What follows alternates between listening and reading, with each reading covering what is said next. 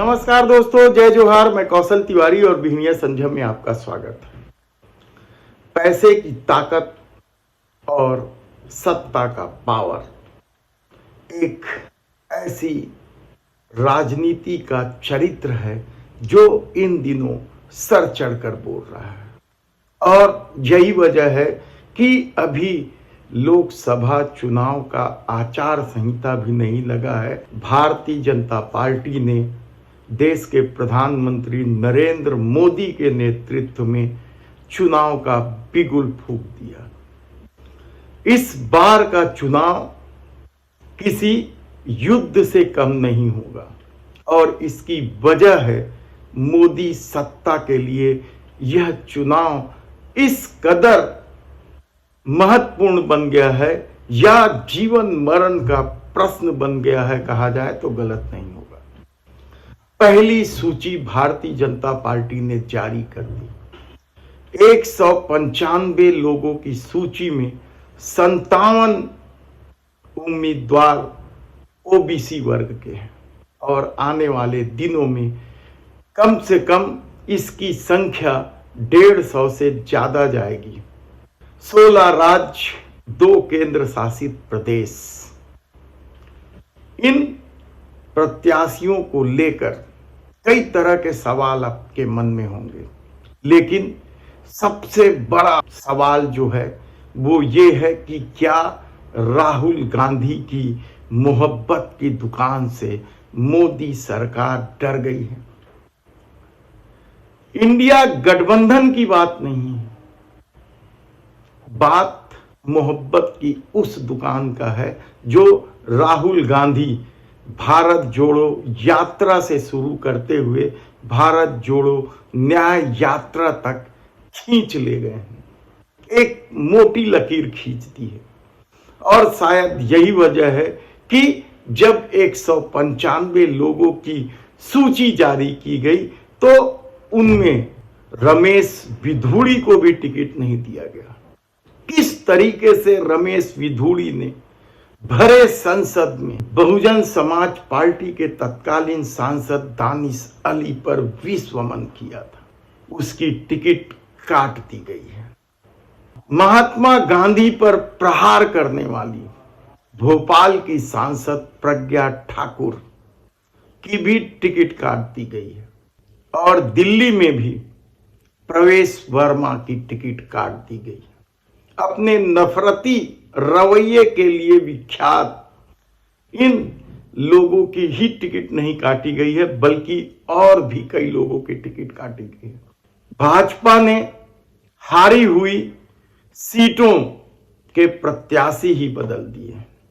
पिछली बार कई सीटों पर भारतीय जनता पार्टी हारी थी, जिसमें छत्तीसगढ़ की भी 2 सीटें थी, मध्य प्रदेश की 1 सीटें थी और उत्तर प्रदेश की सीटें थी।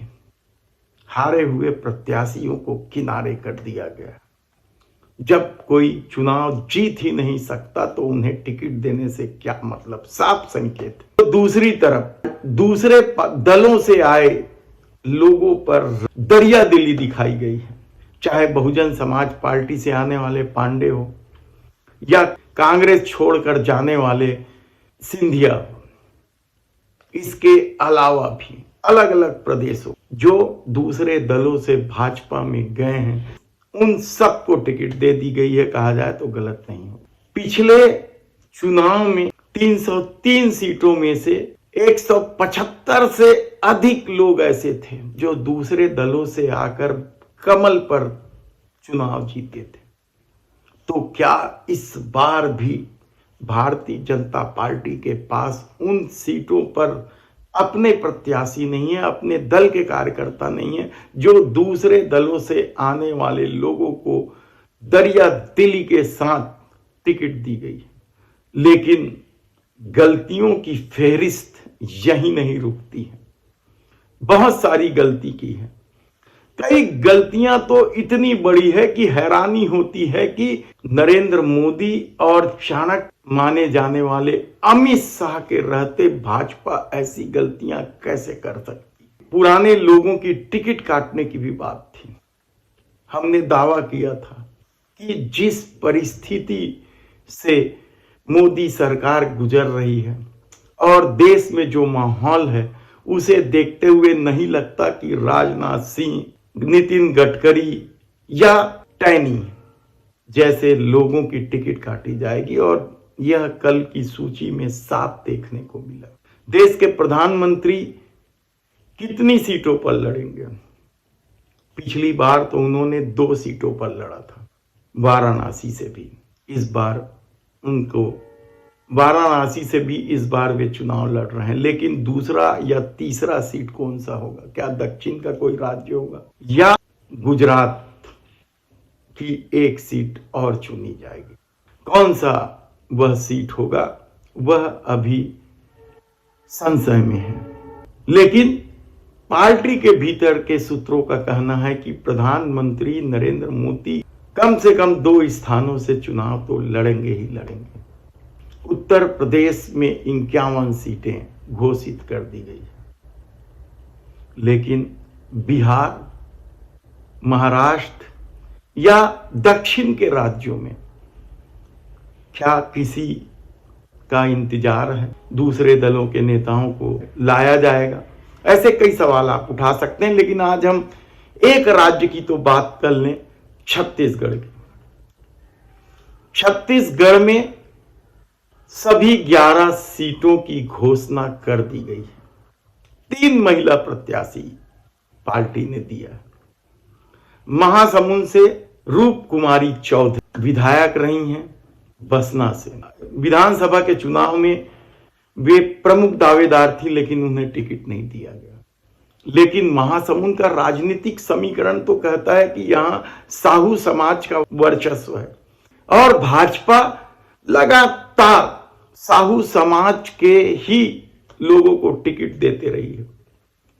तो इस बार साहू समाज से इतर जाकर रूप कुमारी चौधरी को टिकट देने का क्या मतलब है? कई तरह की चर्चा शुरू हो गई है। अभी से कहा जा रहा है कि भाजपा ने यहां बहुत बड़ी गलती कर दी है। तो दूसरी सीट कोरबा, जिसे भाजपा की गलतियों में शामिल किया गया है, वहां से सरोज पांडे को टिकट दिया गया है।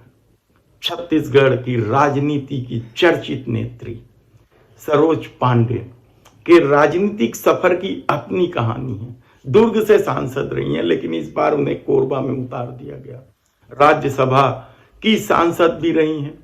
पार्टी के कई नेता चाहते थे कि सरोज पांडे को टिकट मिले, लेकिन दुर्ग से नहीं देकर उन्हें कोरबा से दिया गया, जहां पिछली बार कांग्रेस ने जीत दर्ज की थी और ज्योत्सना महंत ने बड़ी आसानी से भाजपा के उम्मीदवार को मोदी लहर के बावजूद हरा दिया था।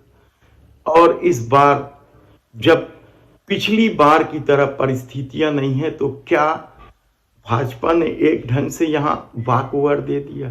अभी से कहना मुश्किल है, लेकिन कहा जा रहा है कि ज्योत्सना महंत को हरा पाना अब भाजपा के लिए मुश्किल भरा काम। विधानसभा तक नहीं जीत पाने वाले विजय बघेल को फिर पुरस्कार के रूप में दुर्ग लोकसभा से चुनाव लड़ाया जा रहा है। विधानसभा चुनाव में वे पाटन के उम्मीदवार थे। पाटन दुर्ग लोकसभा के 9 विधानसभा क्षेत्रों में से एक चुनाव क्षेत्र है विधानसभा का। वो तो जीत नहीं पाए, लंबे अंतर से हार गए।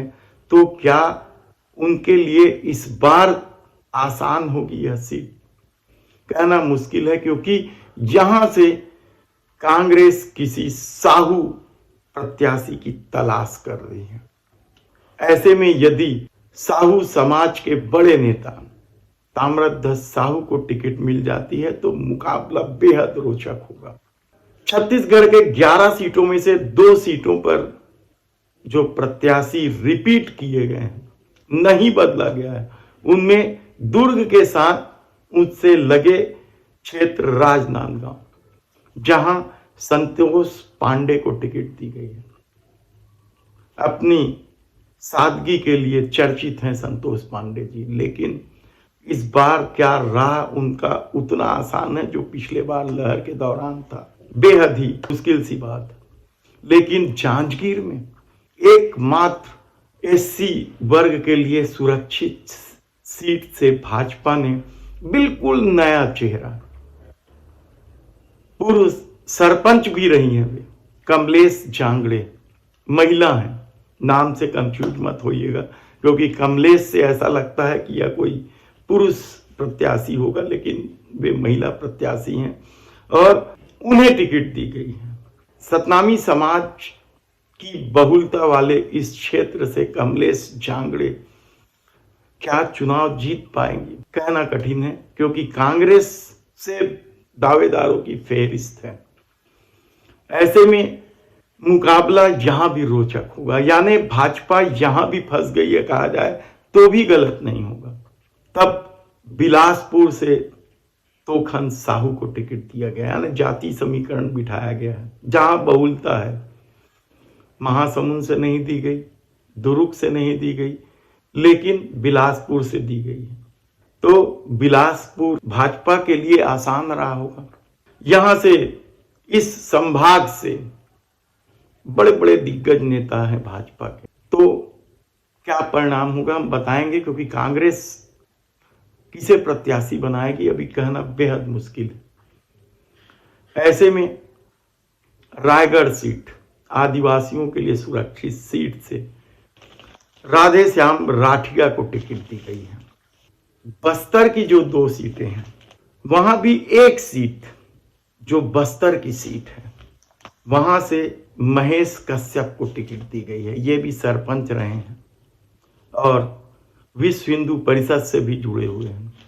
यानी इस दौर में यदि आप पूरे 195 सीटों को देखें तो मोदी ने अपनी तो चलाई है, संघ से जुड़े लोगों को भी महत्व दिया है, और शायद इसलिए कि यह चुनाव बेहद महत्वपूर्ण है। संघ के समर्थन के बगैर चुनाव जीतना मुश्किल है, इसलिए उन्हें भी पुचकारने की कोशिश की है। तो कांकेर से भोजराज नाग को टिकट दी गई है। भोजराज नाग के लिए मुश्किल तब हो जाएगा जब कांग्रेस यदि मोहन मरकाम जैसे प्रत्याशी को टिकट दे। जगदलपुर भी कठिन है। पिछली बार जगदलपुर से दीपक बैज जीते थे कांग्रेस ने, जो छत्तीसगढ़ में 2 सीटें जीती थी, उसमें से कोरबा और दूसरी सीट जगदलपुर थी। दीपक बैज को क्या टिकट मिलेगी या कोई बड़ा दावेदार सामने आए? क्या लखेश्वर बघेल बड़े कैंडिडेट हो सकते हैं? कहना कठिन है। लेकिन छत्तीसगढ़ में भी वही खेल खेला गया जो दूसरे राज्यों में खेला गया, यानी 8 लोगों की टिकट काट दी भाजपा ने बेदर्दी से। आप सोच नहीं सकते कि किस तरीके से सांसदों की टिकट काटी गई है। कारण भी नहीं बताया गया, ऐसा कहा जा रहा है, लेकिन मोदी की ठसक और धमक के सामने पार्टी का कोई भी नेता कार्यकर्ता क्या मायने रखता है यह किसी से छिपा नहीं है। और शायद यही वजह है कि कांग्रेस से आए चिंतामणि महाराज, विधानसभा में कांग्रेस ने टिकट नहीं दी तो भाजपा में चले गए थे, उन्हें टिकट दी गई। सरगुजा सुरक्षित लोकसभा सीट से कांग्रेस यहां किसे प्रत्याशी बनाएगी, बहुत सारे नाम चल रहे हैं, लेकिन छत्तीसगढ़ की राजधानी रायपुर में प्रत्याशी चयन ने सबको चौंका दिया।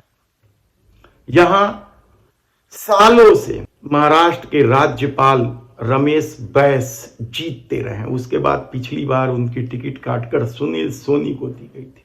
सुनील सोनी भी बड़े आसानी से जीत गए थे, 4 लाख से अधिक वोटों से जीते थे सुनील सोनी, लेकिन उनकी टिकट काट दी गई।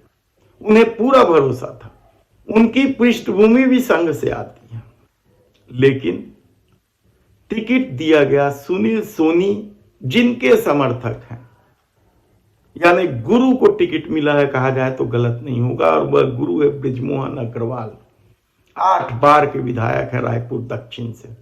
इस बार प्रदेश में सबसे ज्यादा वोटों से जीते हैं, और उन्हें टिकट देने के पीछे की अपनी दास्तान है। कोई कह रहा है कि छत्तीसगढ़ के स्थानीय नेता उन्हें किनारे करना चाहते थे, खासकर रमन सिंह गुट, इसलिए उन्हें टिकट दी गई है ताकि यहां से झंझट खत्म हो। उनके लिए झंझट का सबब है शायद बृजमोहन अग्रवाल जी। तो दूसरी तरफ विधानसभा चुनाव के दौरान छत्तीसगढ़ के मुख्यमंत्री भूपेश बघेल ने भी तो कहा था कि जिसके आगे मोदी को टेबल के नीचे छिपना पड़ता है, ऐसे दमदार बृजमोहन अग्रवाल को रायपुर लोकसभा से टिकट दी गई है। प्रदेश सरकार में वे मंत्री हैं, शिक्षा विभाग है उनके पास, दोनों, उच्च शिक्षा भी और स्कूली शिक्षा भी। तो क्या सचमुच उन्हें किनारे करने के लिए टिकट दी गई? बृजमोहन अग्रवाल क्या चुनाव जीतेंगे?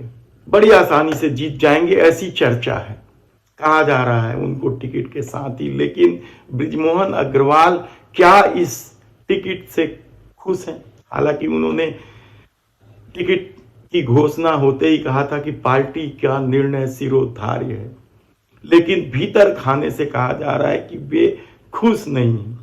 तब कांग्रेस किसे टिकट देगी? कांग्रेस ने इस दौर में कई बड़े नामी लोगों को मैदान में उतारा, लेकिन जीत दर्ज नहीं की पाई, जिसमें विद्याचरण शुक्ल, श्यामाचरण शुक्ल, भूपेश बघेल, धनेन्द्र साहू, जुगल किशोर साहू, प्रमोद दुबे फेरिस्त है। लगातार चुनाव हारते जा रही है राजधानी रायपुर के लोकसभा सीट से। पैसे वालों को भी टिकट देके देख लिया गया, वह भी भाजपा से मुकाबला नहीं कर पाई। तो क्या इस बार कोई अप्रत्याशित नाम सामने आएंगे? कहा जा रहा है कि भूपेश बघेल को भी लड़ाया जा सकता है। तो कोई पिछली बार पराजित हुए प्रमोद दुबे का भी नाम ले रहे हैं। लेकिन इन सबसे भी इतर जो एक अप्रत्याशित नाम है वह है शंकर लाल साहू का। ऑटो वाले नेता के रूप में चर्चित हैं। वे ऑटो से ही सफर करते हैं, बड़े सादगीपूर्ण जीवन है। हमने पहले भी आपको बताया था कि वे कांग्रेस के वरिष्ठ नेता मेहता लाल साहू के सुपुत्र हैं। मेहता लाल साहू संघर्षरत रहे, गांधीवादी विचारधारा के रहे, केयूर भूषण के साथ जुड़े रहे, लंबा संघर्ष रहा उनका। जिला पंचायत के सदस्य बने थे एक बार, लेकिन उनकी सादगी और बेबाक छवि को लोग आज भी याद करते हैं। उनके पुत्र हैं शंकर लाल साहू, गरीब हैं, और जब चुनाव पैसे का हो तो क्या इसका मुकाबला शंकर लाल साहू कर पाएंगे? क्योंकि बृजमोहन सेठ हैं, ऐसा विधानसभा चुनाव के दौरान भी कहा जाता था। और बृजमोहन अग्रवाल के बारे में कहा जाता है कि वे 24 घंटे की राजनीति करते हैं। ऐसे में उनके सामने शंकर लाल साहू ही क्या एकमात्र उपाय है? यह प्रयोग होगा जो कांग्रेस को एक बार फिर राजधानी में जीत का स्वाद चखाते। देखना होगा। हम आपको एक एक सीटों का विस्तार से बताएंगे कि क्या कुछ छत्तीसगढ़ में होगा। यही नहीं, हम राज्य दर राज्य किस राज्य में भाजपा की कितनी धमक है और रहेगी, एक एक सीटों पर एक एक राज्यवार हम आपको बताते रहेंगे।